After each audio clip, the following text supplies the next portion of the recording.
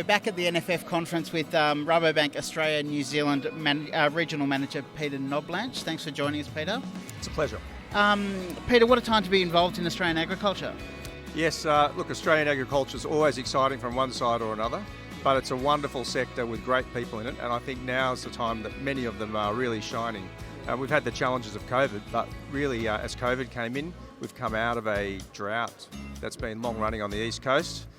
To have a great season, and commodity prices have jumped. So for a lot of agriculture, they've made really good money over the last few seasons, and no lack of effort or focus from them. They're very good business managers and very good operators on their farms, but they've had a really good outcome over the last few years. We've seen a lot of cash come in from the industry, and hopefully now they're starting to use that with another good season in front of us to prepare for getting into the things they need to, such as sustainability, technology, and really making sure that they're ready for when that next drought does turn up or impact does turn up. Have you ever seen the stars align as well as they have?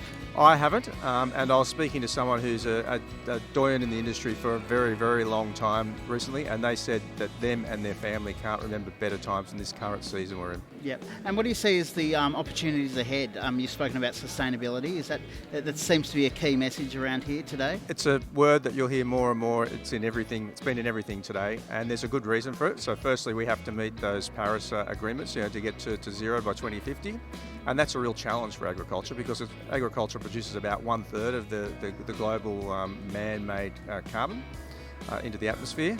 And so we have to fix that, and we're on the right path towards doing that, but there's a lot more effort involved in that. But secondly, agriculture is one of the only places that you can actually sequester carbon back into the soil, back out of the atmosphere. So there's some real opportunities there to do that. Firstly, get in charge of it, get on top of sustainability. Secondly, get the opportunities you can from the sequestration, but we also need to do it because the consumer requires it, and will require it more and more.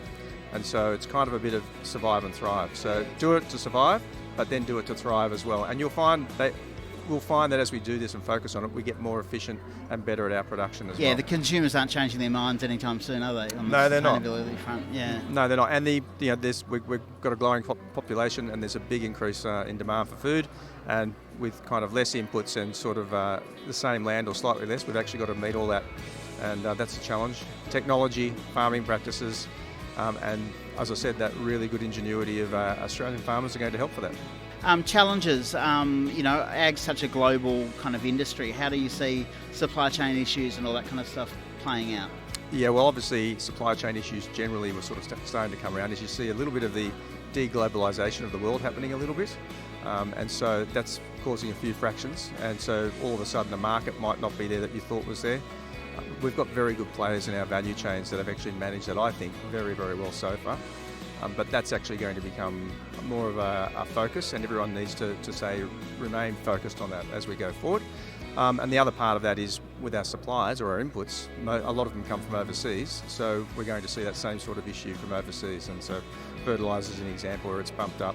The war in Russia and the Ukraine and what's happened there with energy prices has meant maybe it's a short-term spike, but it's had a spike in energy input costs for farmers as well. So there's some of the challenges we have. And then one of the big ones that's always been in Australia, one of our great advantages is our isolation as an island. So the biosecurity, very, very good. We need to maintain that, and that's a big focus for us sort of to look at. I suppose the last couple of years there's been a big focus on proteins, the price demand for protein and stuff like that. Do you see that continuing, or what sectors do you see as performing better, heading into the next year or so? I think, as I say, that growing population, protein demand's there for quite some time. And in the US, there's a big demand for protein there, which is actually one of the things driving the cattle prices in Australia. And I do think that's a continuing and growing piece. So you'll have manufactured protein coming in as well around that. But with the way the demand's going, we're probably seeing that that's going to continue. Cattle prices or beef prices will come back a little bit, but I think they'll still be in good territory. Obviously the grains, essential part of the foodstuffs, they're all really essential food for us all, aren't they? So you have to sort of eat every day and drink every day. So we produce the right sort of stuff for that. I think the dairy industry will still be a good industry going forward. And they've got a lot of opportunity to further refine on the sustainability part, but also they're a very valuable nutrition delivery into around the world. Great. Peter, thanks for joining us. It's a real pleasure, James. Thanks. Cheers.